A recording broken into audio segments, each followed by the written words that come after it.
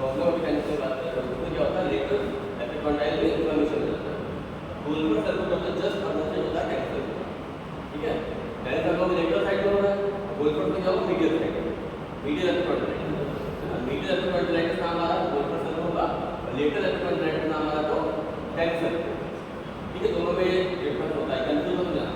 तो lateral side की बात होगी तो कैंसर हो है, मीडियल साइड की बात होगी तो golfer circular.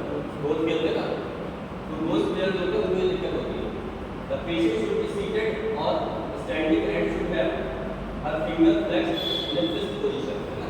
The examiner palpate the medial epicondyle with one hand and grasp the patient's wrist with other hand. The examiner then passively supinate the forearm and extend the elbow and wrist. जब ये आप करोगे procedure तो यहाँ पे patient को pen जैसा कि इसमें हो रहा था वैसे medial epicondylitis is a type of tendinitis that affect the inside of the elbow, the inside of the elbow. It occurs where tendon in the forearm connect to the bony part of the elbow. मतलब ये क्या होगा, ये कहाँ पे होता है, जहाँ पे इधर क्या है आपकी लेटरल साइड के मसल्स आके अटैच होने की इधर मीडियल साइड सारी मसल्स अटैच होंगे, ठीक है। टेंडन से अटैच मसल्स बोन, टेंडन क्या करता है मसल्स को अटैच करता है ड्यू टू इंजरी और irritation they can become swollen and painful, ठीक है। इंजरी और इरिटेशन की वजह से क्या होगा, ये स्वेल हो जाएंगे और पेनफुल हो जाएंगे, है ना। It can affect from any activity involving use of the arm और ये कैसे हो सकता है, कोई भी एक्टिविटी अगर आप कर रहे हो आर्म या रिस्ट और एक्टिविटी हो रही है ना उससे और स्ट्रेस हो रहा है, इंक्लूडिंग टेनिस एक्टिविटी, टेनिस और बेसबॉल के जब ये दिक्कत हो सकती है। Other factor for this type of tendinitis including playing baseball और softball, drawing, weight lifting, activities like playing an instrument and typing on the computer can also lead to the medial epicondylitis. अगर आप बहुत किसी का work पे typing करने का है ना, या कोई म्यूजिशियन है जो पूरे टाइम बजाता रहता है किसी को, उसको भी इस तरह की दिक्कत हो सकती है क्योंकि लगातार इस पोजीशन में ये अटैचमेंट जो है ये खिंचता रहता है। ये आप चला कर ये जो मूवमेंट आ रहा है इसका मतलब क्या है ना, हैंड का मूवमेंट होता है, ये सारी मूवमेंट होती है, तो आप तो काम इसी का लगातार जब इसका ओवर यूज होगा, कोई 8 घंटे तक मान लो बजा रहा है या फिर कंप्यूटर वर्क कर रहा है, उसको इस तरह की दिक्कत हो सकती है। क्लियर है सर? अच्छा उसका वो नहीं बताया एग्जामिनेशन कैसे चेक करेंगे गोल्फर वाला? The patient should be seated, patient को बैठा दो या खड़ा है, ठीक है, दोनों पोजीशन में बैठो या खड़ा करके बैठा के एंड शुड हैव हिज या हर फिंगर्स फ्लेक्स्ड, फिंगर्स का मतलब फ्लेक्स हो जाएंगे, है ना, इन अ फिक्स्ड पोजीशन, फिक्स्ड मतलब मुट्ठी बांध के, है ना।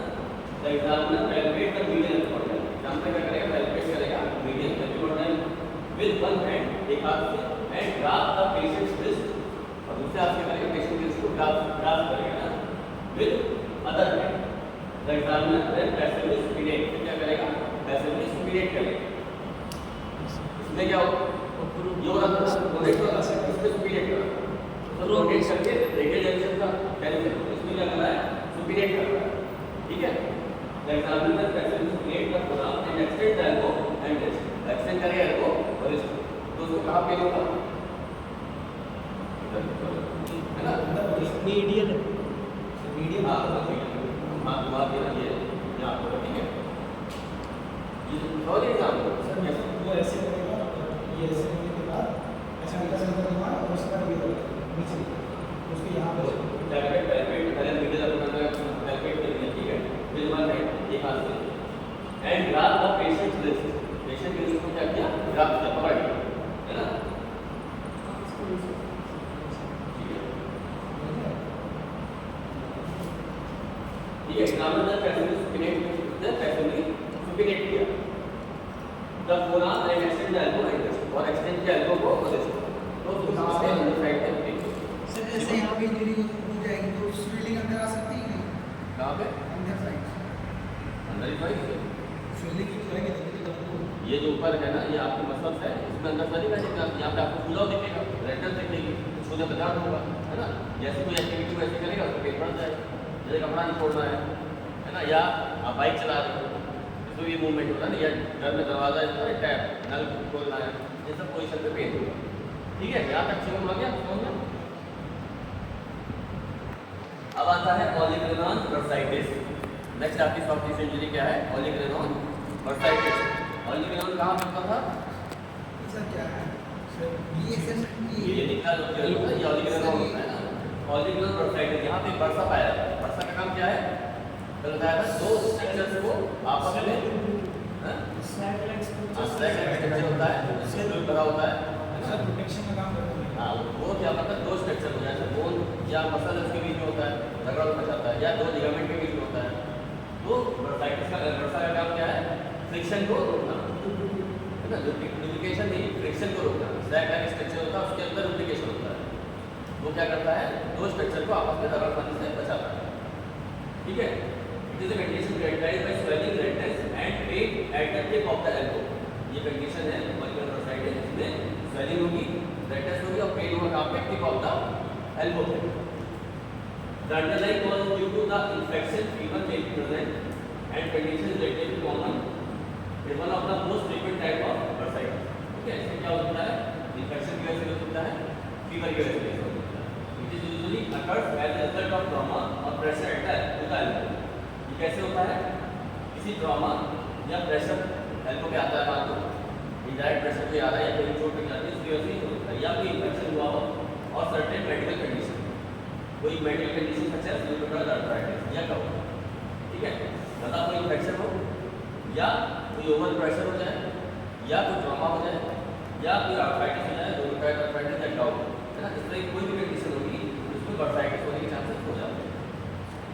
ऑलिगोडेंड्रोन bursitis associated with certain type of work including plumbing, mining, gardening and mechanics। तो आपको ऑलिगोडेंड्रोन बर्साइटिस होता है, इससे एसोसिएटेड होता है certain type of work। उसको जिस तरह काम करते हैं जैसे प्लम्बर हो गए, है ना, माइनिंग में वर्क करते हैं ना, गार्डनिंग करते हैं एंड मैकेनिक्स। उनका क्या होता है? उनकी एक्टिविटीज में भी उनको इसको घुमाना है, कुछ इस तरह का भी खोदना है, कुछ उनको ये प्रॉब्लम हो जाती है। Underlying mechanism inflammation of the fluid filled sac. ठीक है। तो बताया मैंने बर्सा क्या होता है? फ्लूइड फीड सैक होता है, उसमें इन्फ्लेमेशन हो जाता है बिटवीन द ऑलिगोडेंड्रोन एंड स्किन। ऑलिगोडेंड्रोन जो है ये और स्किन के बीच में बर्सा होता है, उसमें क्या होता है? इन्फ्लेमेशन होता है। क्लियर है? ऑलिगोडेंड्रोन बर्साइटिस समझ में नाम से ही जाएगा। ऑलिगोडेंड्रोन बर्साइटिस मतलब ऑलिगोडेंड्रोन के पास जो बर्सा होता है उसमें इन्फ्लेमेशन हो गया, उसको बोलेंगे ऑलिगोडेंड्रोन बर्साइटिस। अगर आप ये चीज़ जान जाओगे तो अपने आप लिख लोगे। मतलब अगर आपको पता है कि ऑलिगोडेंड्रोन क्या होता है, बर्सा क्या होता है और उसमें इन्फ्लेमेशन हो गया, उसके बारे में लिखूंगा। ठीक है।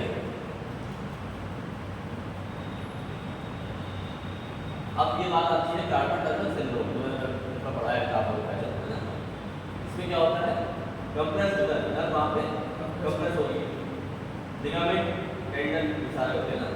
कई बार क्या होता है? लिगामेंट और टेंडन में स्वेलिंग की वजह से ये निकल जाती है, क्योंकि जो टनल है कार्पल टनल जैसे बोलते हैं, कार्पल के भी अंदर जो टनल बनी होती है उसमें किसी भी तरह का कंप्रेशन हो, चाहे वो वहाँ पे कोई कैल्सिफिकेशन हो जाए, है ना, कोई इंजरी हो जाए, स्वेलिंग हो जाए, है ना, या फिर यूरिक एसिड डिपॉजिट हो जाए, या थायराइड के पेशेंट है उनमें ऐसी दिक्कत आती है, जो प्रेगनेंट लेडी होती है उनको इसमें दिक्कत आती है ना, जो बॉडी में स्वेलिंग हो जाती है। तो जैसी नर्विंग होगी तो जो टनल गई है उसमें स्पेस कम हो जाएगा, क्या करेगा? नर्व को दबाएगा, उसकी वजह से आपका कार्पल टनल सिंड्रोम। तो ये भी नाम जाएगा कार्पल टनल, मतलब कार्पल की जो टनल जा रही है उसका सिंड्रोम, मतलब उसमें जो प्रॉब्लम आ रही है उसको बोलेंगे carpal tunnel syndrome. When the tunnel becomes narrow, है ना, तो बताया मैंने जब टनल क्या होगी? बिकम नैरो हो जाएगी, मतलब स्लो हो जाएगी, छोटी हो जाएगी। एंड और when tissues surrounding the flexor tendon swell, और जो टिश्यूज के सराउंडिंग होंगे फ्लेक्सर टेंडन के वो स्वेल हो जाएगी, है ना, स्वेलिंग आ जाएगी। Putting on pressure on the median nerve, क्या करेंगे? मीडियन नर्व पे प्रेशर डालेंगे, जब ऐसा होगा नैरोइंग हो जाएगी या फिर स्वेल हो जाएगी जो उसके आसपास के जो स्ट्रक्चर हैं, तो क्या करेंगे कि नर्व निकल गई वहाँ से, नर्व निकल गई, इसमें क्या करेंगे? प्रेशर डालेंगे, है ना। जैसे कोई पाइप है, पाइप में क्या करोगे? अगर आप पाइप को अपनी जगह पे डालोगे तो क्या होगा? सिकुड़ जाएगा, सिकुड़ जाएगा। तो वही चीज़ है, जो आपकी ये नर्व आ रही है तो कोई चीज़ का प्रेशर पड़ेगा तो सिकुड़ जाएगी, दबेगी। दबने की वजह से क्या होगा? This tissue are called the synovium. जो टिश्यू है वो क्या बोलते हैं? साइनोवियम, जिसके आसपास टिश्यू होते हैं। When the synovium cells, it takes up space in the carpet and over time, ठीक है। जब ये इसमें स्वेलिंग आ जाती है साइनोवियम तो क्या करता है? ये स्पेस स्वेलिंग होगी, जैसा पहले करता है ना, जगह ले लेगा, स्पेस इन द कारपेट अगर जो कारपेट अगर उसमें क्या होगा स्वेलिंग आएगी स्पेस आई होगी तो स्पेस दे देगा तो जहाँ निकल नहीं वहाँ पे स्पेस ऑक्यूपाई करती है जगह के लिए ठीक है। एंड ओवर टाइम क्राउड करना फिर क्या होगा धीरे धीरे क्राउड करना नर्व को क्राउड मतलब दबाएगा उसकी क्या होता है घेर देगा क्राउड मतलब कहते हैं भीड़ इकट्ठा करना तो चारों तरफ से साइड होगी इकट्ठा हो गया नर्व पे दबाव डालेगा जब दबाव डालेगा तो sound pressure on the nerve can result in pen जब नर्व दबेगी तो पेन होगा है ना नर्वनेस होगी नर्व मतलब सुनपन टिंगलिंग सेंसेशन होगी मतलब कि लगेगा चीटियाँ देख रही है and weakness in the hand और वीकनेस भी होगी क्योंकि जब नर्व सप्लाई टेम्पर होगी तो वीकनेस ऑटोमेटिकली हो जाएगी इस सारे सिस्टम अगर किसी के आ रहे हैं पेन नर्वनेस टिंगलिंग और वीकनेस इन द हैंड तो आप सस्पेक्ट कर सकते हो उसको कार्पल सिंड्रोम ठीक है। रिस्क फैक्टर क्या क्या होते हैं heredity this is likely an important factor the carpet अगर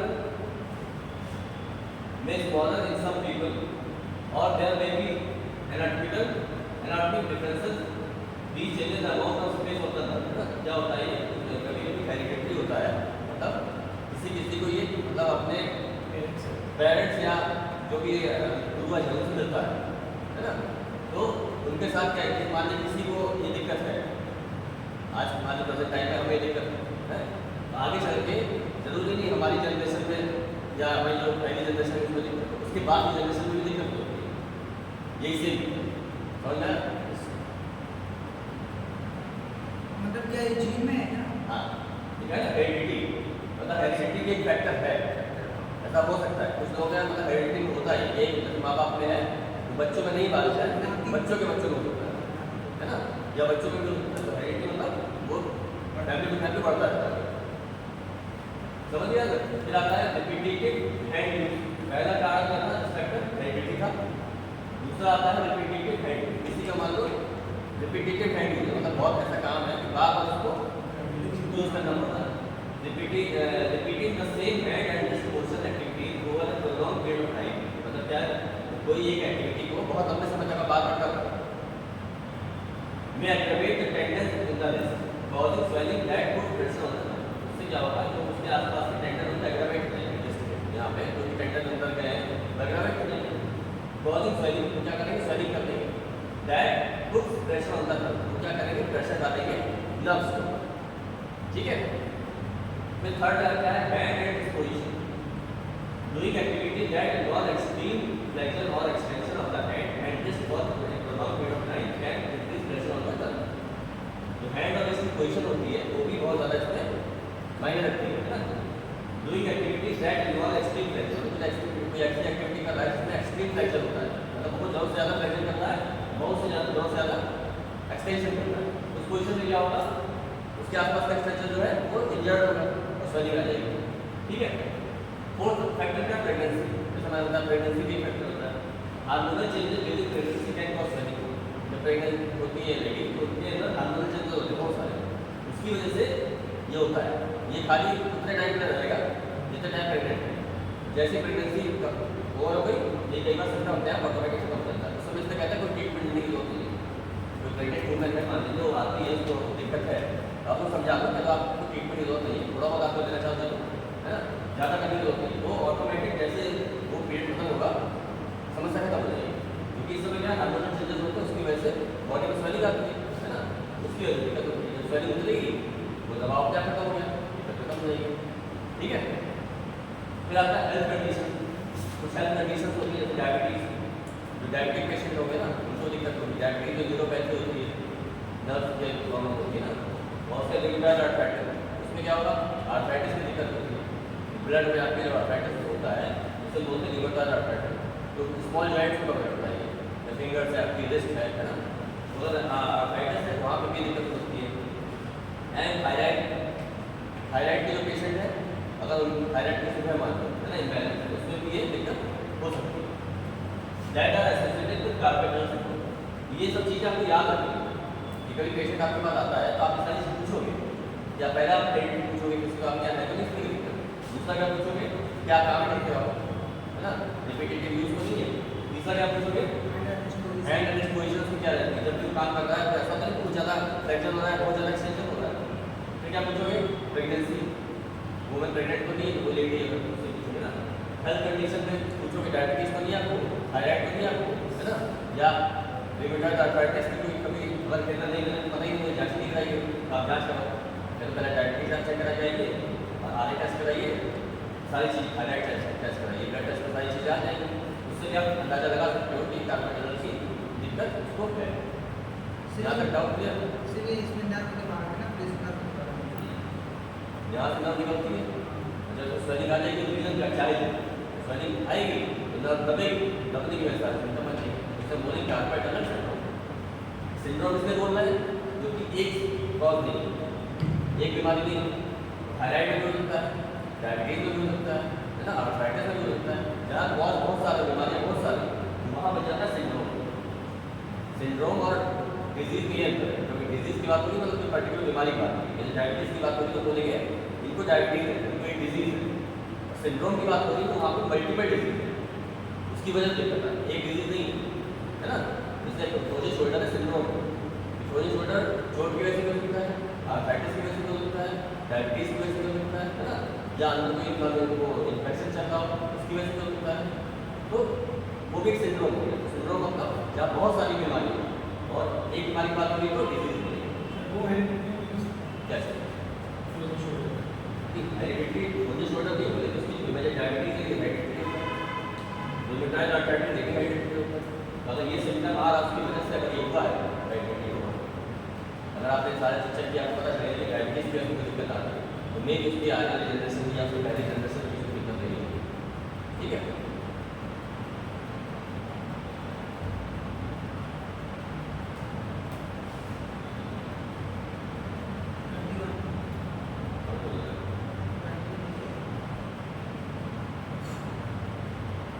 अब आता है कैपिटलिस्ट कॉन्ट्रैक्शन। बहुत सारे हैं इसमें क्या ठीक है, स्टॉकेशन डिजीज है बहुत सारी, याद करनी पड़ेगी। और ये फिजियोथेरेपी में ज़्यादातर केस ऐसे आते हैं, यस सर चार पैटर्न का केस आएगा, कैपिटलिस्ट का आएगा, लिकर वेन डिजीज उसका आएगा, है ना, कैडिसल्को का आएगा, रोजबर्ट का आएगा। ज़्यादातर पेशेंट जो है ये फिजियोथेरेपी के पास ही आते हैं क्योंकि इसमें मेडिसिन काम नहीं करता। बिजनेस दबी हुई है, मेडिसिन क्या काम करेगी? उसमें आपको थोड़ा एक्सरसाइज आप कराओगे, मशीन लगाओगे, स्टिमुलेटर लगाओगे, उससे जो सिम्टम्स उसके सबसाइड हो जाएंगे ना। तो डिफरेंस की बात करते हैं क्या होता है? Different contraction condition in which one और both fingers become permanently bent in a flex position. मतलब क्या होगा? इसमें एक या दो फिंगर जो होगी वो परमानेंटली बेंट हो जाएंगे, मोड़ जाएंगे। मतलब यहाँ पे क्या बन गया? कॉन्ट्रैक्शन बन गया। कॉन्ट्रैक्शन मतलब एकदम ये टाइट हो गया, इसको आप सीधा नहीं कर सकते, फिक्स हो गया। It usually begins as a small hard nodule just under the skin of the palm. ये कैसे होता है? छोटे छोटे नोड्यूल बनते हैं, गांठें जैसी बन जाती हैं यहाँ पे जस्ट अंडर द स्किन के अंदर नीचे छोटे छोटे नोड्यूल बन जाएंगे ऑफ द पाम यहाँ पे, ठीक है। Then worsen over time until the fingers can no longer be straightened. धीरे धीरे क्या होगा? ये टाइट बढ़ते जाएंगे, मतलब छोटे छोटे बनेंगे पहले, शुरुआत में हल्की हल्की दिक्कत आएगी मूवमेंट में, धीरे धीरे क्या वो बढ़ता जाएगा, प्रोग्रेस होती जाएगी, इतना टाइट हो जाएगा कि वो धीरे धीरे स्ट्रेट भी नहीं कर पाएगा। इसे हम बोलते हैं डिफरेंस कॉन्ट्रैक्शन। एज क्या होती है? Difference contraction occurs most commonly after the age of 50।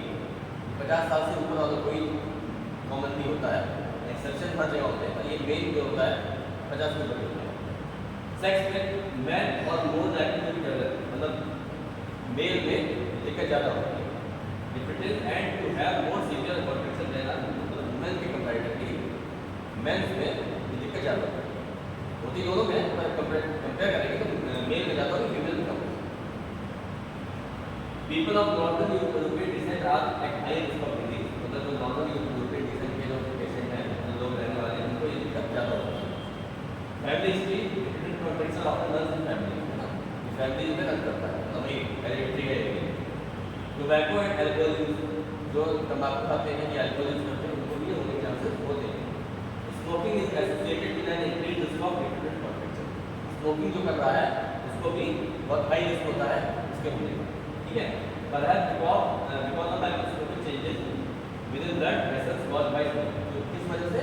जब जो स्मोकिंग करते हैं तो ब्लड वेसल में क्या होता है? चेंजेस होता है। क्या चेंजेस होता है? माइक्रोस्कोपिक चेंज मतलब बहुत माइन्यूट चेंज होते जाते हैं एकदम टाइम से माइक्रोस्कोप से देख सकते हो ना। Alcohol intake also is associated alcohol जो ले रहा है उसको भी डिप्रेशन कॉन्ट्रैक्शन की समस्या हो सकती है। पीपल विद डायबिटीज और are reported to have an increase risk of depression contraction मतलब कि जो डायबिटिक है अल्कोहल इंटेक कर रहे हैं टोबैको ले रहे हैं स्मोकिंग कर रहे हैं सबको चांस है ये बीमारी होगी इसलिए अलर्ट रहने की जरूरत है। आफ्टर 50 ये सब दिक्कतें होने के चांसेस होते हैं। नोट कर लो क्या ओके सर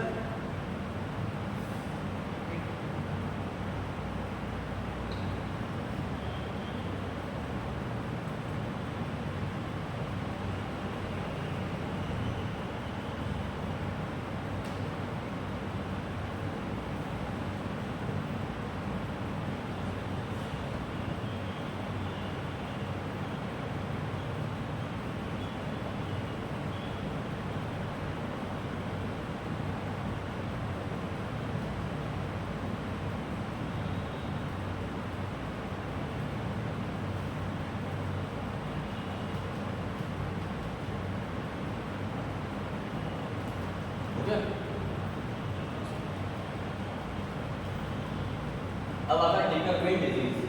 डिकलवेन का डिप्रेटेंस कॉन्ट्रैक्शन दोनों में कंफ्यूजन का नाम चेंज करके कंफ्यूज जाते हैं लोग सर। वो था डिप्रेटेंस कॉन्ट्रैक्शन ये क्या है डिकलवेन डिजीज है ना। इसको बोलते हैं कीनोसाइनोवाइटिस ठीक है। वहाँ कॉन्ट्रैक्शन हो रहा है यहाँ इन्फ्लेमेशन हो रहा है दोनों का। स्लाइटिस का क्या है उसमें कॉन्ट्रैक्शन लिखा हुआ है ना। तो डिप्रेटेंस कॉन्ट्रैक्शन अलग है डिकलवेन डिजीज अलग है। De Quervain syndrome is inflammation of two tendons that affects movement of the thumb. ये कहाँ होता है थंब है ना। तो ये दो तरह के आपके होते हैं टू टेंडन्स होते हैं जो जाके थंब को कंट्रोल करते हैं ठीक है। And there tendency this result in pain at the outside of the wrist. कहाँ पे होगा पेन यहाँ पे होगा इस जगह पे ना। रेडियल प्रोसेस पे होता जाता है। Pain is typically increase with gripping जब कोई चीज ग्रिपिंग करोगे और रोटेटिंग द रेस्ट या रेस्ट को रोटेट करोगे तो पेन कई पेशेंट आता कहता है यहाँ पे दर्द हो रहा है ना। जैसे हम हाथ घुमाते हैं या मुट्ठी बांधते हैं तो पेन होता है। तो आप अंदाजा लगा लो फिजिकल पेन का शिकार होता है। थंब में ऑल्सो भी difficult to move smoothly. Thumb होगा ऐसे कोई गिलास पकड़ा है या चम्मच पकड़ा है तो ग्रिपिंग में दिक्कत आएगी इसको दर्द होगा क्योंकि थंब का मूवमेंट जो है वो पेनफुल होगा ठीक है। एब्डक्टर पॉलिसिस तो होगा एक्सेलेरेटर पॉलिसिस ये दो होते हैं दोनों के टेंडेंस होते हैं वो दिक्कत करते हैं। पहला क्या एब्डक्टर पॉलिसिस तो होगा दूसरा एक्सेलेरेटर पॉलिसिस ठीक है।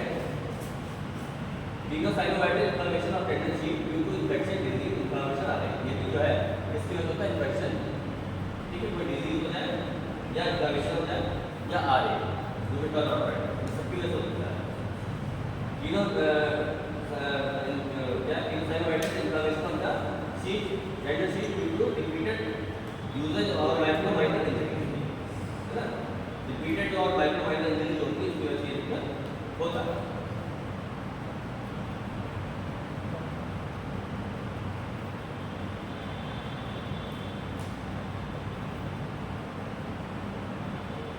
सर ये लास्ट है तो स्लाइड्स लेके ना बड़ा बड़ा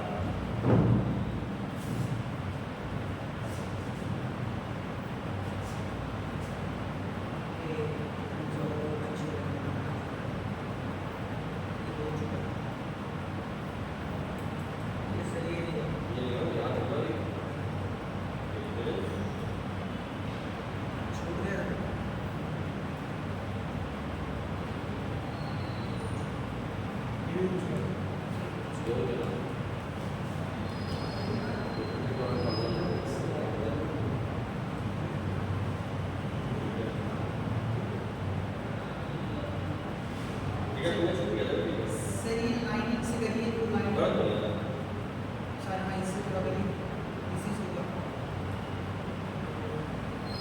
21 पीस है नहीं आएगा कहाँ पे तुम लोग 21 पीस है सर यहाँ से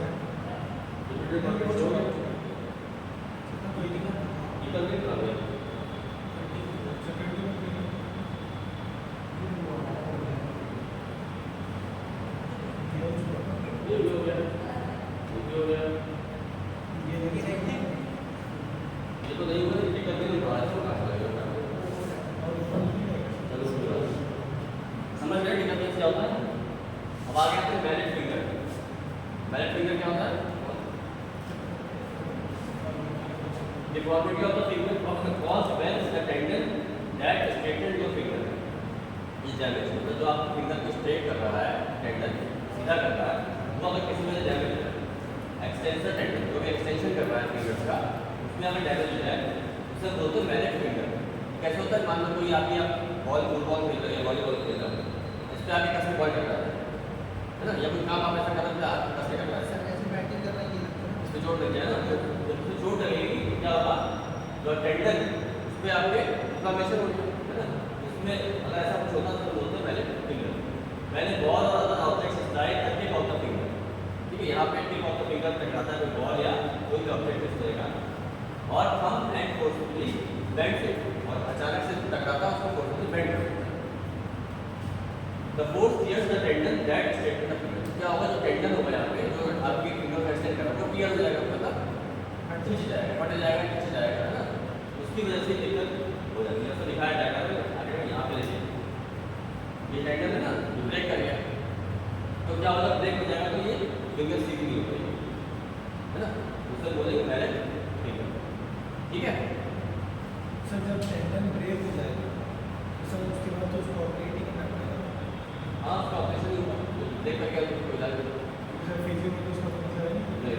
वीडियो को तो फिर आपको क्या खिंचा खाली तो आप कर सकते हो, है ना, थोड़ा थोड़ा में होने की कोशिश सिखाई गई, लेकिन एकदम ब्रेक हो ज़्यादा हो गया है तब तो सर्जरी ऑप्शन है ना, ठीक है।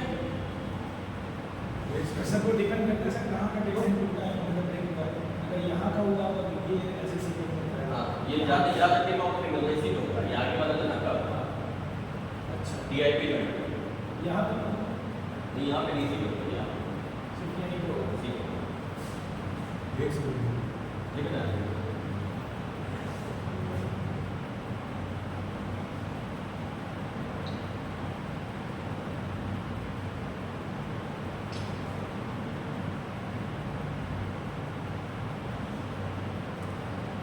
सर ये सब पूरा लोग डालेंगे ऐसे ही। हाँ? ऐसे पूरा रख देंगे। पूरा क्या? ऐसे जो पूरा पढ़ना है नोट्स में इसका नोट बना रहा है क्या नोट जल्दी से बना रहा है, इतना बन गया था, ये आज का लिखना बन गया। बन गया ना, बन गया अच्छे। सर मेरे यहाँ पहले से 2 क्लास मिस थी ना, 2 क्लास दो कवर करेगा। देखिए अंकित,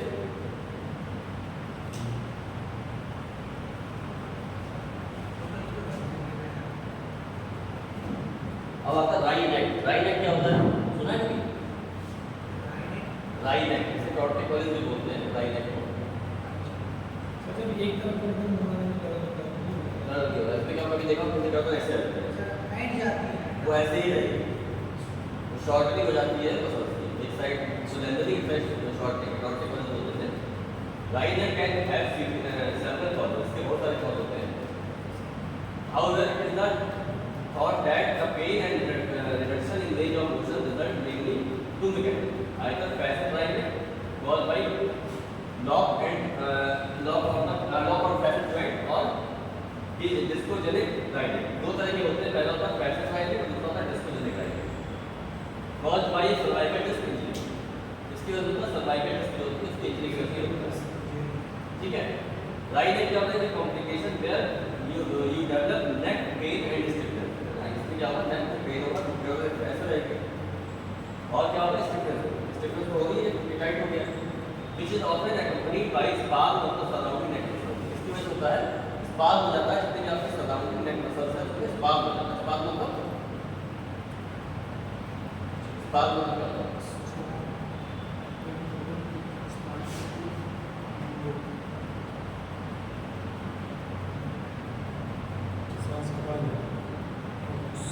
क्या मसल्स को वहाँ पे डाला। हाँ कुछ सही कह रहा है, अगर आपको जैसे चोट लगती है तो वो चीज़ एकदम टाइट हो जाती है और गली में आ जाती है, सिर्फ बात होती है। स्टिफनेस होनी चाहिए, स्टिफनेस तो लॉन्ग टर्म जाएगी, किसी जान हो तो स्टिफनेस नहीं। इस बात में क्या है, किसी चोट लगी है वो एरिया को फैल हो जाएगा, तो आप मूवमेंट रिस्ट्रिक्टेड हो जाएगा, उससे बोलते हैं स्पाज, ठीक है। तो यहाँ पे स्पाज हो जाएगा, neck spasm, this causes neck pain and inability to turn your neck through its full range of motion. इससे क्या होगा, inability to turn your neck, neck उसको जो है वो टर्न नहीं कर पाएगा, खुद नहीं, आधा तक जाएगा, आधा तक नहीं जाएगा, है ना। ये आपका होता है राइट। आगे टॉर्टिकोलिस, ये देख रहे पैसेज पॉइंट, यस ठीक है। इस तरह की कोई गठन हो तो ये अगर इस तरह का आपके पास आता है और समझ जाओ जब ये जो यहाँ टाइट टाइट जैसा बन जाता है एक साइड की मसल जो शॉर्ट कर जाती है, ठीक है। तो इसका इलाज यही है कि आपसे इसमें अगर स्टार्टिंग पोजीशन में है तो अल्ट्रासोनिक और सिकाई करा के थोड़ा स्ट्रेचिंग आप देंगे तो लंबा समय लगेगा, तो जल्दी नहीं आएगा, तो आपको बहुत ज़्यादा आइसोमेट्रिक नहीं जाता आइसोमेट्रिक स्ट्रेचिंग होगा ना, दोनों एक चीज़ है। नाम टॉर्टिकोलिस लाइन है, एक ही चीज़ है, ठीक है। तो नेक्स्ट आता है आपका piriformis syndrome. Is a condition which is believed to result from compression of the sciatic nerve around the pyloric muscle. इसी को मान लीजिए यहाँ पे जॉइंट पेन कहता है, यहाँ पे पेन उतना है जिससे करता है, तो जनरली लोग कहते हैं sciatica होता है, sciatica होता है लोग कहते हैं, लेकिन कई बार sciatica नहीं होता, पायरिफॉर्मिस सिंड्रोम होता है। तो दोनों में कंफ्यूजन होता है।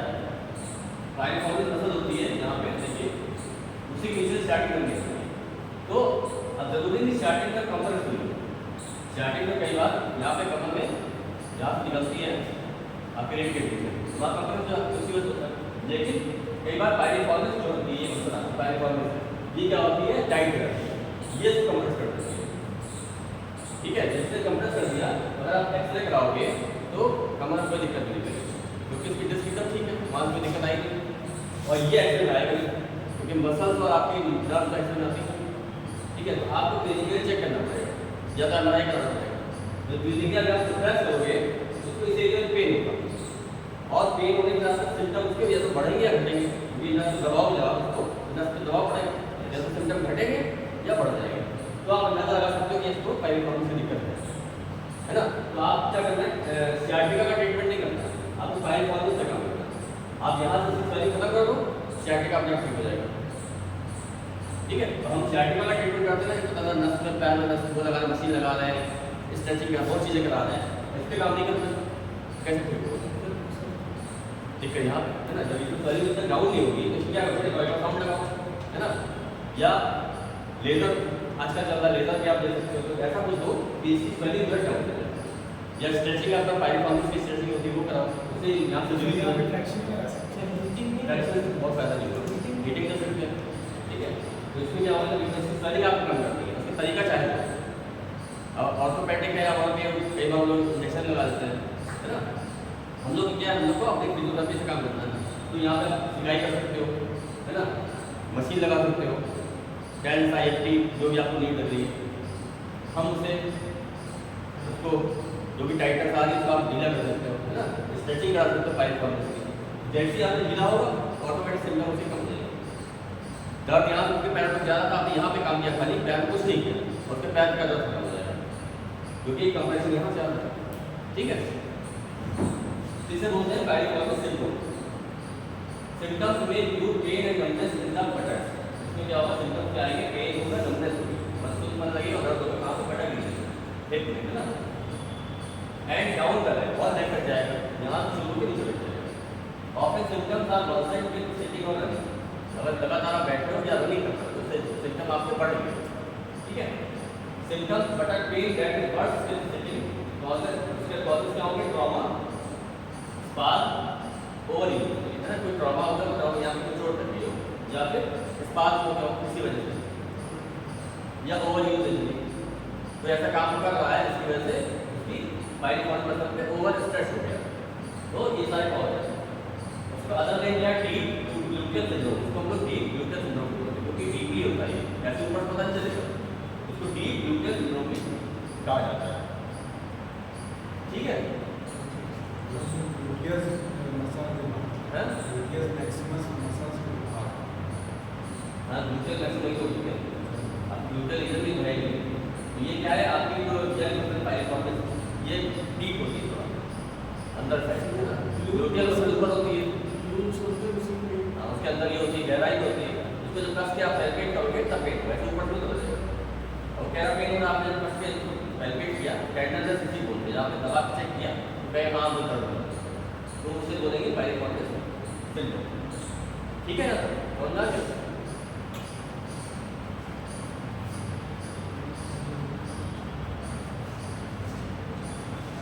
Gluteal trauma in the circumference or gluteal areas that is causing anatomical barrier. Now, malposition take a point.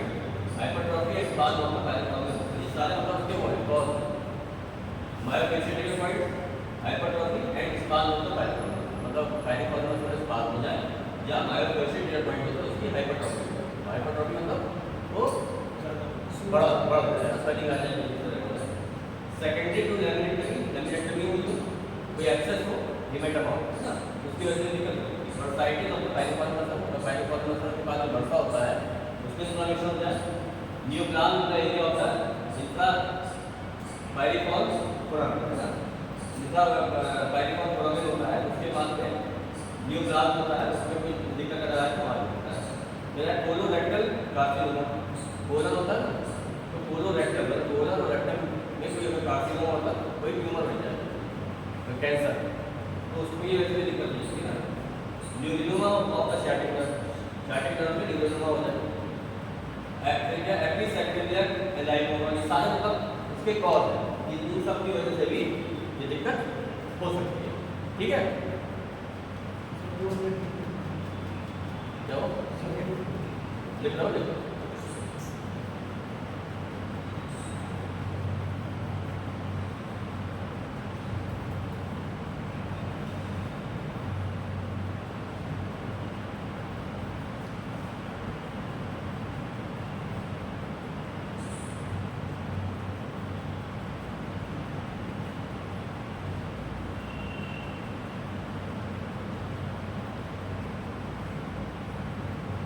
Delhi जो क्लास वन टॉपिक टाइम भी आपका हो गया है